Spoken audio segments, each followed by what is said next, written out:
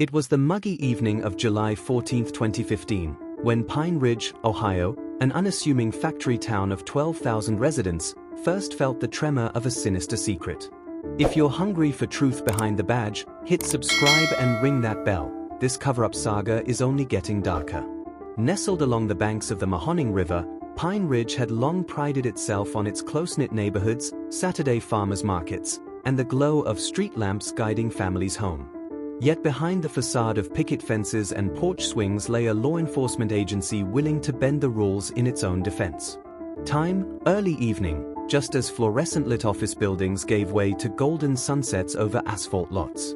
Location, Pine Ridge Police Department headquarters, an aging brick building topped by a lone CCTV camera. Key characters: Anna Martinez, 27, a tireless community organizer, mother of one, and rising activist who had publicly criticized the police chief for mishandling domestic violence calls.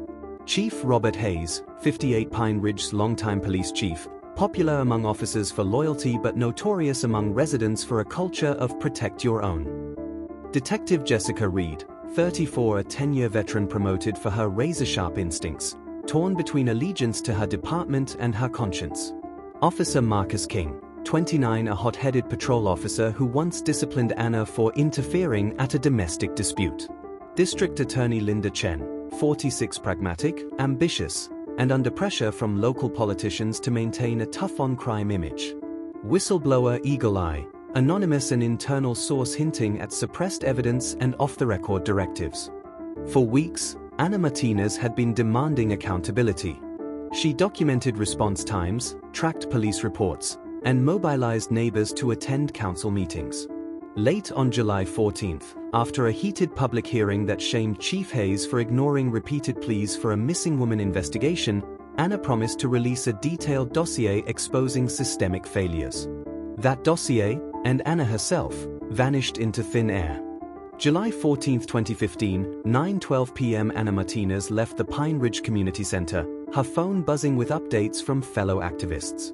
She paused by her silver Honda Civic under a flickering street lamp, double-checked her handbag, inside, the incriminating dossier, and slipped into the driver's seat.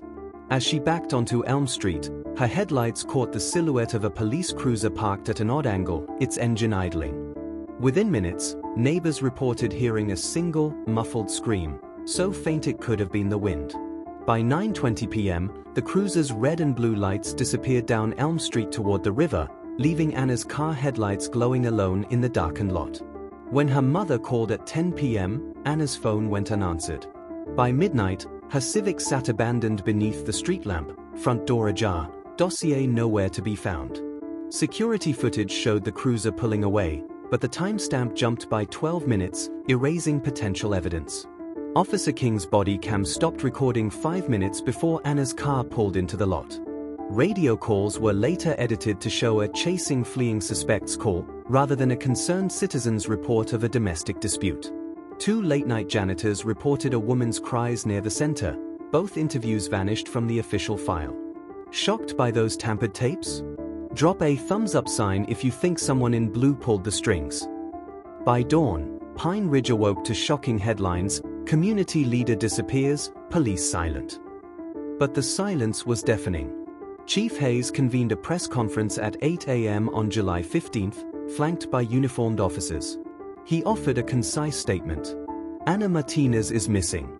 We are treating this as a high-priority missing person investigation. No foul play is suspected at this time. Local news crews, used to the no-comment routine, broke the story. Yet residents whispered, how could a community organizer simply vanish in a locked parking lot? And why was the police narrative so sanitized? Assigned to lead the case, Detective Jessica Reed pored over the logs and videos. Her heart sank reading the dispatch edits. She pressed for the original bodycam footage, only to be told the files were corrupted. A marked cruiser's dashcam feed reportedly overwritten. Reed's instinct screamed, someone in her own department was covering tracks. She approached Chief Hayes privately. Reed, sir, we're missing at least 30 minutes of footage. We have witnesses who heard screams. Hayes, coolly, detective, keep the investigation tight. Let's not fuel rumors. Follow the official timeline. His words dripped with implication: toe the line or risk your badge. As the investigation began to unfold during the witness interview, late-night janitors, Rick Grady and Simone Patel, both reported seeing Anna arguing with two men in uniform near the community center exit. Rick described one as stocky with a shaved head. Simone heard Anna shout, "You won't silence me." Their statements disappeared from the official docket until Reed slipped them into her private notebook.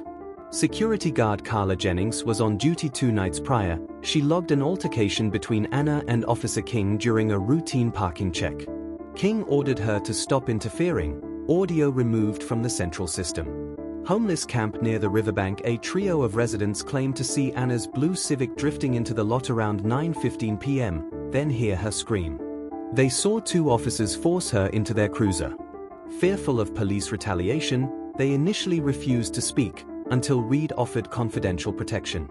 Among the survived physical evidences: mud-splattered footprints outside Anna's driver door, 2 shoe prints matching standard-issue police boots. Reed's own evidence tech found them under a grate and preserved them in sealable bags, secretly bypassing the official chain of custody.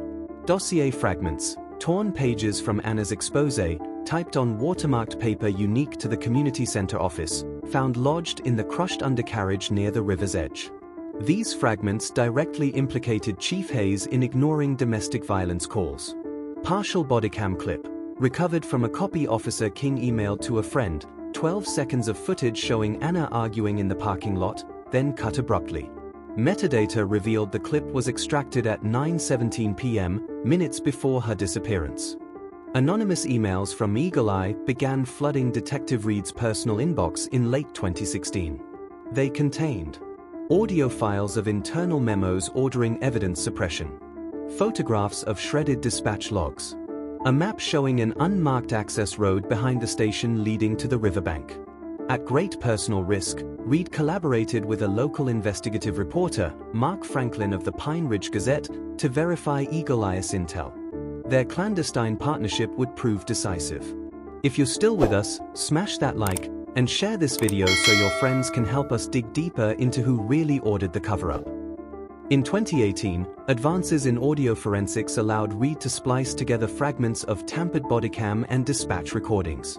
The reassembled audio captured Anna's terrified scream at 9:16 p.m., muffled radio chatter of unit underway, and the unmistakable sound of a cruiser engine revving. Simultaneously, new pedestrian cameras installed downtown, previously ignored, revealed a dark sedan trailing Anna's Civic at 9:14 p.m., matching the description of Chief Hayes' unmarked vehicle. Under pressure from public outcry and Franklin's published exposés, Governor Elaine Powell ordered an independent audit by the Ohio Bureau of Criminal Investigation, BCI, in 2020. The BCI exhumed damaged dashcams from storage. Many corrupted files were actually wiped by factory resets, not malfunctions. Recovered shredded dispatch logs by painstakingly reassembling confetti-like fragments. Matched paint flecks found beneath Anna's fingernails to the cruiser's undercarriage. Their 200-page report concluded, an orchestrated effort by senior officers to conceal an on-duty abduction and homicide. However, there are some unanswered questions and controversies. Conflicting theories sufficed.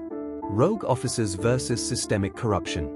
Rogue theory: some argue only Officer King and one accomplice carried out the crime, covering for each other. King's girlfriend allegedly witnessed him dithering over Anna's screams. Could this have been a moment of uncontrolled rage? Systemic theory: others claim Chief Hayes and Deputy Chief Monroe orchestrated the cover-up to protect departmental reputation. The shredded logs bear Monroe's handwriting. Anna's dossier: red herring or smoking gun. Portions of the exposé implicating other city officials, including DA Linda Chen, mysteriously vanished. Was Anna about to expose a broader conspiracy reaching beyond the PD? Or did Hayes remove those pages to isolate blame? Whistleblower's identity. Eagle Eye was never unmasked. Some insiders suspect Deputy Chief Monroe. Others point to a tech-savvy dispatcher with a grudge. Without confirmation, key documents remain unverified by official testimony. Among overlooked evidence includes unexamined surveillance at the community center entrance. Security cameras had a secondary backup drive, recovered by BCI but never publicly released for fear of revealing vulnerabilities in court. DNA on cruiser handles. Partial DNA traces inconsistent with King or Hayes could point to a third participant, perhaps in civilian clothes. Pine Ridge Gazette Vault. Franklin's original tape recordings were seized in 2017 under a gag order, never entered into evidence. Their contents remain classified. These loose threads underscore a larger truth: even a landmark expose can't always capture every shadow. We're about to expose the smoking gun. If you want to see justice served, give this video a like now. The Criminal Trials, 2021 to 2022. Officer Marcus King was the first to stand trial. Prosecutors presented reconstructed bodycam audio, shredded dispatch log reconstruction, forensic shoeprint and paint-fleck evidence. King was convicted of kidnapping and manslaughter in November 2021 and sentenced to 25 years. Chief Robert Hayes and Deputy Chief Elaine Monroe faced obstruction of justice charges in early 2022. Evidence included audio of Hayes ordering log deletions, emails traced to Monroe instructing subordinates to destroy anything that breathes, witness testimony from a trace evidence technician who feared retaliation. Both were convicted on multiple felony counts in May 2022. Hayes received 15 years, Monroe 12 years. District Attorney Linda Chen was never charged. Her own memos showed only awareness, not direct participation, though her reputation suffered irreparable damage. In 2023 she resigned, citing health reasons. The courtroom victories brought relief to Anna's family and Pine Ridge residents. Anna's mother, Rosa Martinez, tearfully embraced Jessica Reed. "You brought my daughter's voice back. I can finally sleep, sometimes." Justice was served, but the real question remains: who really gave the off-the-record order? If you want more deep dive exposés like this, subscribe and share, then drop your theory in the comments. Yet questions lingered. The unlicensed sedan driver in the BCI report was never identified. Files in DA Chen's office were mysteriously lost when her network was wiped. And Eagle Eye, the catalyst for truth, remained in hiding, their identity known only to Reed and Franklin. Pine Ridge erected a memorial at the community center parking lot where Anna vanished, a plaque reading, "In memory of Anna Martinez, 1988 to 2015, her courage ignited change. May we always speak truth to power." Detective Reed, promoted to Captain of Internal Affairs, now trains officers nationwide on corruption prevention. Mark Franklin received national awards for investigative journalism. But both carry scars: the knowledge that even in small-town America, danger can lurk behind the badge. As you reflect on this harrowing saga of cover-up, courage, and conviction, ask yourself, what line separates loyalty from complicity, and who watches the watchers when the system goes dark? Share your thoughts and theories below, let us discuss about them.